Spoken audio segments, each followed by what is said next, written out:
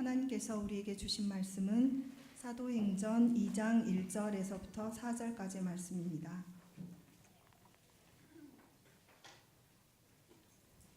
이제 봉독합니다. 하나님의 말씀을 경청하십시오.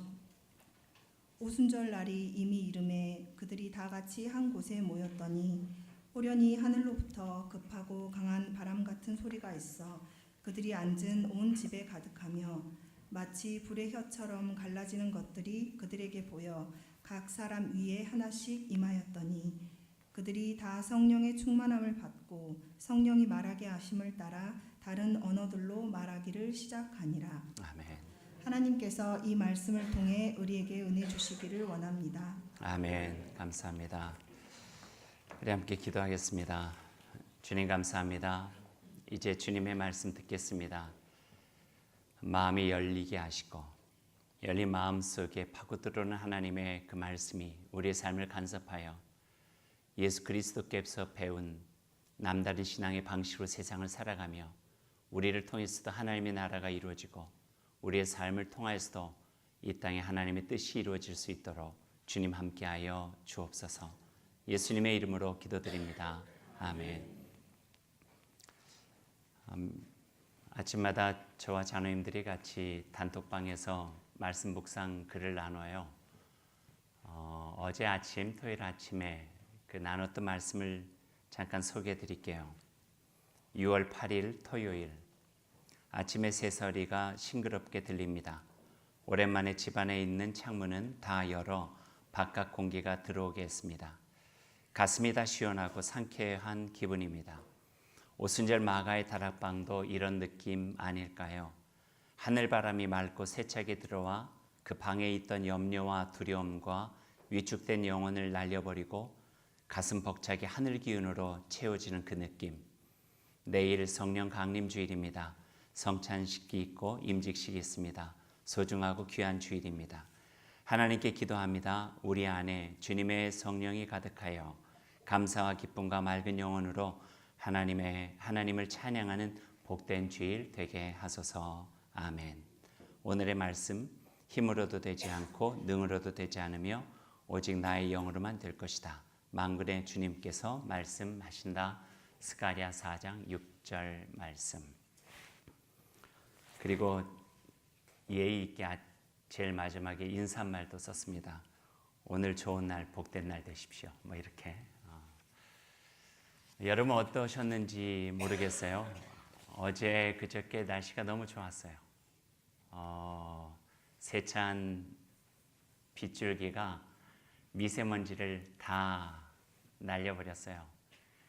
오랜만에 그 스마트폰 앱에서 미세먼지가 조음이 됐어요. 막 시커멓게 나오다가 시뻘겋게 나오다가 파랗게 아주 좋았어요. 그래서 저희 집은 하여튼 집 안에 있는 창문이란 창문은 다 열었죠. 왜냐면 안에 있는 공기보다 밖에 있는 공기가 훨씬 더 신선하고 좋으니까요. 들어오는 바람 속에 막 속이 다 시원하고 이 방 안이 다 깨끗해지는 것 같은 그런 느낌을 받았습니다. 그 느낌 속에 이 묵상 글을 썼어요. 마가의 다락방의 오순절의 강림의 역사가 이러지 않았을까 하는 생각을 했어요. 방 안의 기운은 어땠어요? 염려로 가득 차고 걱정으로 가득 차고 불안함, 두려움, 그리고 예수 그리스도에 대한 미안한 마음 때문에 죄송스러움, 낙심과 절망, 미래에 대한 막막함, 이런 것들이 그 기운 속에 가득 차 있다 보니까 아마 미세먼지 농도는 아니라 할지라도 그들의 영혼은 어두워져 있었고 마음은 무거워져 있었고 뭔가에 짓눌렸던 것만 같은 어려움들이 그 속에 있지 않았을까 하는 거예요. 근데 거기에 성령 강림의 사건이 일어난 거죠. 그래서 모든 것들을 역전시켰어요. 모든 것을 새롭게 한 사건이 바로 마가 다락방의 오순절 성령 강림의 사건이에요. 오늘 그 말씀 한번 같이 보죠. 오늘 말씀 오순절 성령의 강림 사건에 대한 이야기예요. 한번 이런 생각해 보셨어요? 거기에 지금 120명이 모여 있어요. 누가 있었을까요? 그곳에 아들을 잃고 슬픔에 잠겨 있었던 어머니 마리아가 그곳에 있었어요. 또 3번이나 부인해서 씻을 수 없는 죄를 지었기 때문에 차마 예수님을 마주보기도 어려웠던, 그래서 갈릴리 호수로 내려가서 어부 생활이나 하고 있었던 베드로도 그 자리에 있었어요. 예수님의 마지막을 지켜주지 못했다고 하는 스승에 대한 죄송함 때문에 얼굴조차 들을 수 없었던 안드레, 야고보, 또 의심 많은 도마, 제자들의 이름들 쭉 보면은 거기 있었던 것 같아요. 이름이 나와 있는 것은 아니지만 우리가 상상해 볼 때 엠마오로 도망가다가 예수님 만나서 다시 예루살렘으로 발길을 돌린 글로바와 또 한 사람의 제자도 그 120명 중에 있었을 것 같아요. 예수님의 무덤을 마련해 준 아리마대 요셉은 그곳에 있었을까요? 안식일로 첫날 예수님의 무덤에 향을 넣어주려 갔다가 빈 무덤 앞에서 예수님을 만난 여인 제자들, 마리아, 또 다른 마리아, 그 마리아들도 거기에 있었을 것 같아요. 120명이 모였다고 하니까 우리가 다 알 수는 없지만 예수 그리스도 그분을 소중히 여기고 어려움 속에서도, 예루살렘의 핍박 속에서도, 십자가의 사건과 그 고난과 죽음을 목도했음에도 불구하고 예수 그리스도의 그 마지막 말씀을 그 가슴에 새기면서 소중히 여긴 이들은 120명 그곳에 함께 모였어요. 흉흉한 소식도 들었죠. 자기와 함께 했지만 예수님 마지막에 팔아버린 가룟 유다가 자살했다.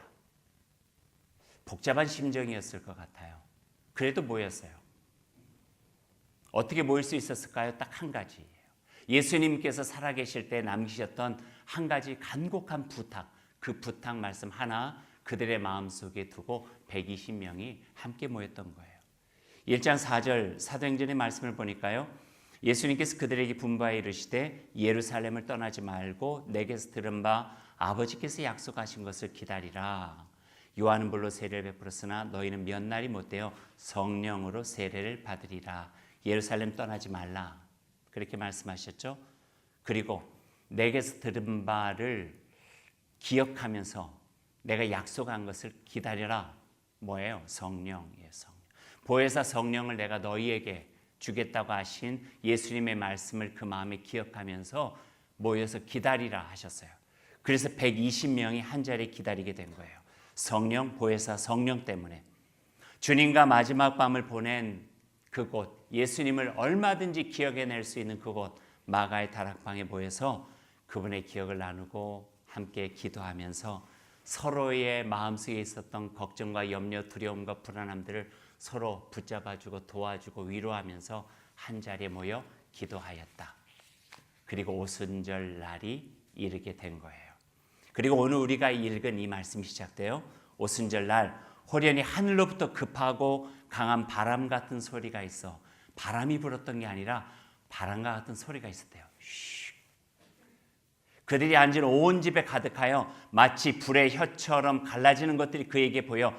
막 불처럼 뜨거웠다는 게 아니에요. 불의 혀처럼 갈라지는 것들이 그들의 상징적인 부분 속에서 보여졌대요. 그리고 각 사람 위에, 한 사람 한 사람 위에 하나씩 성령이 모두 임하셨어요. 그리고 그들이 다 성령의 충만함을 받고 성령의 말하게 하심을 따라 다른 언어들로 말하기를 시작하는데, 그리고 난 다음에 그 언어들이 하나가 되어졌다는 거예요. 바벨탑의 사건은요, 단절과 분리예요.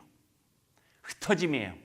근데 오늘 마가의 다락방의 사건은요, 서로가 사용하는 언어가 다른데 어느 날은 아람어를 사용하고 헬라어를 사용하고 또 다른 지역에서 왔기 때문에 자기의 각각 말을 사용하고 있는데, 갑자기 성령이 그들 안에 임하다 보니까 제자들이 그들의 언어로 말을 하는데 그들이 다 알아들을 수 있었다는 거예요. 그러니까 언어가 하나가 되어진 거예요. 말이 하나가 되어진 것이 아니라, 똑같은 말을 사용하는 것이 아니라 어떤 말을 하는지 그들이 알아들을 수 있었다는 거예요. 그것은 그 느낌, 알아들어서 깨닫게 되었다고 하는 말씀들을 이 성령의 강림의 사건을 통해서 이야기해 주고 계시죠. 그 말씀을 알아들었을 때에, 들려졌을 때에 그들의 마음속에서, 그들의 삶 속에서 놀라운 일들이 시작해요. 보세요. 내가 어떻게 그 말을 알아들을 수 있지? 라고 하는 놀라움보다 더 놀라운 것은 그들의 마음속에서 일어난 진정한 놀라운 일이에요. 우리를 향한 하나님의 사랑과 은혜를 마음 깊이 깨닫기 시작한 거예요. 예수 그리스도의 십자가의 사건과 부활의 사건이 그들의 마음속에 믿어지기 시작했어요. 구원의 은총에 감사하고 살아계신 주님께 영광을 돌릴 수 있게 되었고요. 그 안에 있는 모든 이들이 서로 한 마음으로 하나가 되어 소통하게 되어졌던 거예요. 더욱 대단한 것은요, 그 마음이 하나가 되어지고 하나님의 은혜와 십자가의 사건, 부활하신 예수 그리스도가 믿어지는 것에 그친 것이 아니라 성령의 은총 안에서 드디어 그들은 마가의 다락방을 넘어서 문을 열어 제치고 용기를 내어 굳센 믿음으로 힘차게 나아가서 외치기 시작했어요. 예수 그리스도는 살아나셨다고요. 그분이 메시아라고요. 하나님의 아들이셨다고요. 우리를 구원하시는 그리스도시라고요. 여전히 바뀌어진 상황 하나도 없는 예루살렘의 한복판에 나아가서 이전에는 그들이 생각할 수도 없었던 일들, 두렵고 불안해서 걱정돼서 염려돼서 이러다 어떻게 될까, 그 마음이 위축되어져서 생각은 할 수 있었을지 모르지만 감히 할 수 없었던 그 일들을 그들이 성령이 그 안에 임재하자마자 막혔던 담 열어 제치고, 막혔던 마가의 다락방 문 열어 제치고 세상 밖으로 나아가서 외치기 시작했다는 거예요. 예수 그리스도의 부활의 증인이 된 거죠. 하나님은 살아계시고 우리를 구원하신다고 하는 것을 외치기 시작했다고 하는 말씀이에요. 그뿐인가요? 그들이 나가서 전하는데 평생 걷지도 못하는 사람들이 걷게 되고 병자가 나아요. 유대의 지도자들 앞에서 지금까지 상상할 수도 없게 담대하고 당당하게 그리스도께서 살아나셔서 우리를 구원해 주셨다고 외쳐낼 수 있었어요. 세상의 힘이 감히 어찌할 수 없는 용감한 성령의 사람이 되어졌다는 거예요. 그 전에는요, 무서워서 안에 숨어 있었는데 성경 사도행전에 있다 보니까요, 세상이 그들을 무서워하더라.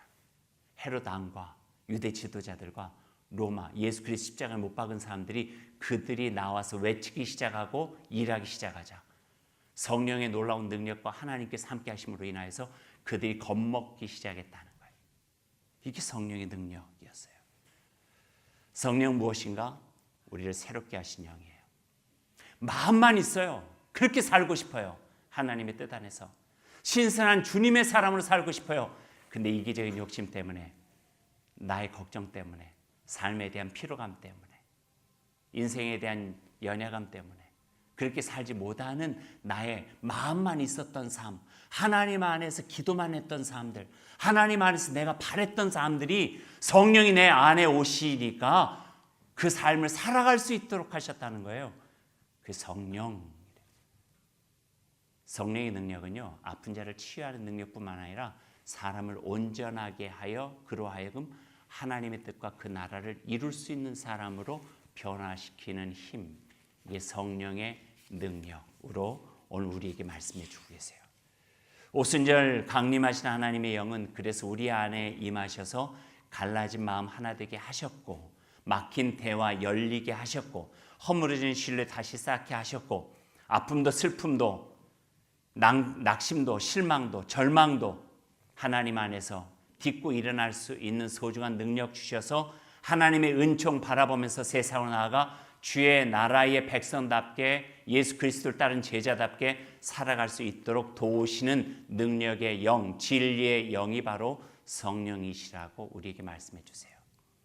그 성령 강림을 기대하고 구하는 예배가 오늘 예배예요. 주여, 주의 성령이 내 안에 임하여 주옵소서. 그래서 나로 하여금 하나님 앞에서 기도하고 정말 주의 뜻 안에서 신실한 마음으로 살고자 하는 그 삶을 살아갈 수 있도록 성령께서 도와주옵소서, 힘이 되어 주옵소서. 오늘 오순절 성령 그 다락방 사건을 보면은요, 우리가 때로는 오해하고 있는 부분을 새롭게 해주시는 게 있어요. 성령의 충만함이라고 하는 것과 성령 체험의 현상과는 달라요. 간혹 가다가 성령 체험의 현상을 우리는 마치 성령이 충만한 것으로 오해하기가 쉬워요. 현상적인 것인데 이런 거에 몸이 부르르 떨리는 것, 뭐 신비한 음성을 듣는 것, 뭐 방언을 하고 이상한 말을 하는 것, 미래를 내어다보는 것, 희열을 느끼는 것, 웃는 것, 눈물이 폭포수처럼 쏟아지는 것, 이건 성령 체험의 현상이에요. 성령 체험의 현상. 성경을 보면은요, 성령 충만함의 본질은 아니다. 성령 체험의 현상은 일시적이 될 수도 있고요. 그 현상이 일어난다고 해서 온전하게 그 삶이 바뀌어지는 건 아니에요. 성령 안에서 충만함을 통하여서 성화되어지는 삶의 모습들이 성경에서 보여지고 있는 것은 이런 것들이에요. 청결한 양심을 회복하는 것, 경건한 지성을 갖는 것, 지혜로운 삶의 습관으로 살아가는 것, 세월을 아끼는 근면한 마음이 있는 것, 연약한 자를 긍휼히 여기는 마음을 갖게 되고 어떤 상황에서도 하나님께서 주시는 그 평강을 잃지 않는 담대한 믿음을 갖게 되는 것, 사명을 잘 감당하는 내적 견고함을 갖게 되어지고 내 안에 있는 하나님의 뜻 안에서 나를 살아낼 수 있는 능력을 내 안에 갖추게 되는 것, 이런 것이 바로 성령 충만함이래요. 말하자면 성령 충만함의 본질은요, 삶의 변화예요. 삶의 변화. 현상적인 나타남이 아니라 삶의 변화예요. 그래서 성령 안에서 충만함을 입는다고 하는 것은 우리가 지속적으로 인생의 여정을 통해서 우리가 추구해야 되고 이루어가야 될 가장 소중한 우리 신앙의 삶의 모습이라고 하는 것도 가르쳐주고 계시는 거죠. 그래서 우리는 이 오순절 다락방 사건을 기념하면서 갖게 된 성령 강림의 계절, 성령 강림 주일에 성령을 향하여 우리의 마음을 열고 주여 내 안에 오시옵소서, 주 성령이여 내 안에 오시옵소서, 그래서 내 삶을 변화시켜 주시옵소서. 그래서 이제는 내가 내 사는 것 아니라 내 안에 계신 주의 영이 나로 하여금 하나님의 사람으로, 하나님의 백성으로 주의 뜻을 내 마음속에 지니고 살아갈 수 있도록 주여 함께하여 주옵소서. 이 마음으로 기도하고 간절한 마음으로 구하는 이 성령 강림 주일에 귀한 예배가 될 수 있기를 소망합니다. 기도하십시다. 사랑하는 여러분, 성령의 사람으로 살아가십시오. 성령의 사람이 되어 하나님의 꿈과 뜻을 세워가는 주님의 참된 사람으로 살아가십시오. 베드로가 성령으로 변했다면 우리도 변할 수 있고, 야고보가 변하고 바울이 변하고 요한이 변했다면 우리도 성령의 사람으로 살아갈 수가 있습니다. 지금 우리가 살아가는 시대는 성령의 사람들이 필요한 시대입니다. 경쟁으로 인한 각박함과 삭막함이 우리를 짓누르고 순간적인 이익에 따라 대립하고 서로의 아픔에 무관심하고 말이 통하지 않고 마음이 통하지 않아 답답한 세상을 살아가다 지치고 힘겨워 그냥 이렇게 살아가다 마치는 것이 인생이지 하며 포기해버릴 수밖에 없는 단절과 대립의 시대에 성령 하나님, 그분은 이 모든 것을 넘어서서 하나님께 신실하게 반응하고 진실한 믿음으로 성실하게 살아갈 수 있도록 도와주시는 분이십니다. 하나님, 이제 우리 안에 주 성령께서 함께 하셔서 진실함과 성실함과 신실함 갖게 하시고 세상을 너끈히 변화시킬 힘을 가슴에 담게 하시고 용기 있게 나아가 주님 예수 그리스도의 사람으로 이 땅에 하나님의 나라를 벅차게 일궈가는 주의 사람 될 수 있도록 주님 함께하여 주옵소서. 예수님의 이름으로 기도드립니다. 아멘.